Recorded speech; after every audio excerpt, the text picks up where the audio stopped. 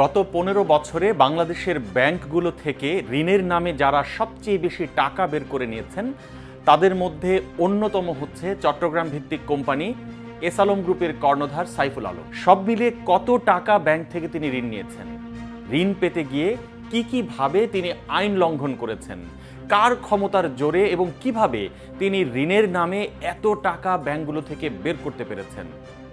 এসআলমকে টাকা যোগান দিতে গিয়ে ব্যাংকগুলোর দৈন্যদশা এখন কতটা, এসব জানবো আজকের স্টার নিউজ ক্লাসে।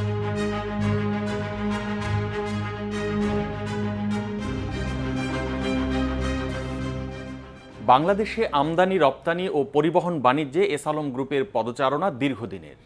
তবে আওয়ামী লীগ সরকার ক্ষমতায় আসার পর থেকে এই গ্রুপ দখলদারিত্বের দিকে এগুতে থাকে। টেলিভিশন চ্যানেল থেকে শুরু করে ব্যাংক সবই দখল করেছে এই গ্রুপ। ইসলামী ব্যাংক ও সোশ্যাল ইসলামী ব্যাংক রীতিমতো বন্দুকের জোরে এবং সরকারি বাহিনীর সহায়তায় দখল করে নেওয়া হয়।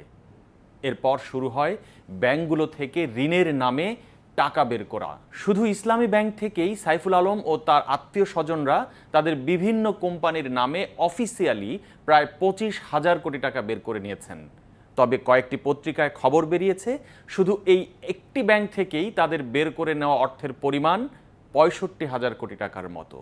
শুধু ইসলামী ব্যাংকই নয়, একইভাবে তারা তাদের মালিকানাধীন অন্য ব্যাংকগুলো থেকেও টাকা বের করে নিয়েছেন। ব্যাংকিং খাতের নিয়ন্ত্রক সংস্থা হিসেবে বাংলাদেশ ব্যাংক সব জেনে শুনেও কোনো ধরনের প্রতিবন্ধকতা তৈরি না করে বরং এসআলমকে সব ধরনের সুযোগ করে দিয়েছেন টাকা বের করে নেওয়ার জন্য। শুধু ইসলামী ব্যাংকই নয়, এসআলম টাকা নিয়েছেন অন্য ব্যাংক থেকেও। জনতা ব্যাংকের শুধু একটি শাখা থেকেই তিনি ঋণ নিয়েছেন 8,216 কোটি টাকা, যা ওই শাখার মোট ঋণের 90%। এই ঋণ আবার নির্ধারিত সীমার 167% বেশি। সব মিলিয়ে রাষ্ট্রায়ত্ত এই ব্যাংক থেকে এসআলমের ঋণের পরিমাণ প্রায় 10,500 কোটি টাকা, যা ব্যাংকটির মূলধনের প্রায় 450%। অথচ আইনগতভাবে কোনো ব্যাংক তার মূলধনের 25%-এর বেশি কোনো একক ঋণ গ্রহীতাকে ঋণ দিতে পারে না। এদিকে জনতা ব্যাংকের মোট ঋণের প্রায় অর্ধেকই এখন খেলাপি ঋণে পর্যবসিত হয়েছে। ফলে ব্যাংকটি চলতেই হিমশিম খেয়ে যাচ্ছে। এর মধ্যেও এসআলমের ঋণ পুনঃতফসিল করার সুযোগ দিয়েছে জনতা ব্যাংক, সেটিও বাংলাদেশ ব্যাংকের আইন অমান্য করে। যদিও এসআলমকে সুবিধা দিতে কেন্দ্রীয় ব্যাংক বিশেষ বিবেচনায় এই পুনঃতফসিল অনুমোদন দিয়েছে। এসআলমের ক্ষমতার অপব্যবহারের এখানেই শেষ নয়।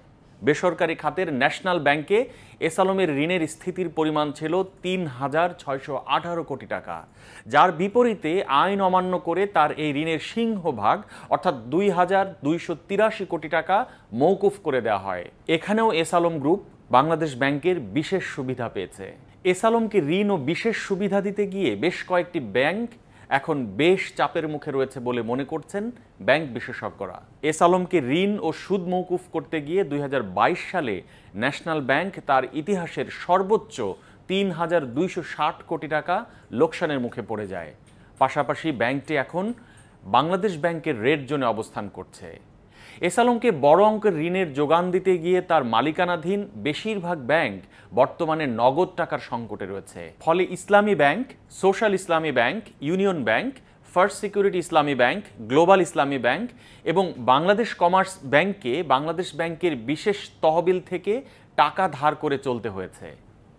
বাংলাদেশে কোনো ব্যাংকের এভাবে বিশেষ তহবিল থেকে টাকা নিয়ে দীর্ঘদিন ধরে দৈনন্দিন কাজ চালানোর ঘটনা খুবই বিরল। অর্থনীতিবিদরা বলছেন, বিভিন্ন কোম্পানির নাম দিয়ে সরকারি ও বেসরকারি ব্যাংক থেকে সাইফুল আলম সহ আরও কয়েকটি ব্যবসায়ী গ্রুপ হাজার হাজার কোটি টাকা ঋণ নিয়েছে। ফলে বেশ কয়েকটি ব্যাংক এখন তাদের কাছে জিম্মি হয়ে পড়েছে। ক্ষুদ্র আমানতকারীদের টাকায় চলা এই ব্যাংকগুলোকে রক্ষা করতে বাংলাদেশ ব্যাংকের কার্যকরী পদক্ষেপ রাখা প্রয়োজন। বিশেষ করে পরিচালনা পর্ষদে পরিবর্তন সহ বড় অঙ্কের ঋণের টাকা পুনরায় ব্যাংকে ফিরিয়ে আনার জন্য গুরুত্ব সহকারে কাজ করতে হবে বলেই তারা মনে করছেন। ডেইলি স্টারের আপডেটেড নিউজ এবং ভিডিও পেতে আমাদের ইউটিউব চ্যানেলটি সাবস্ক্রাইব করুন, ফেসবুকে লাইক দিন, কমেন্ট করুন, শেয়ার করুন। সুস্থ থাকুন, ডেইলি স্টারের সঙ্গেই থাকুন।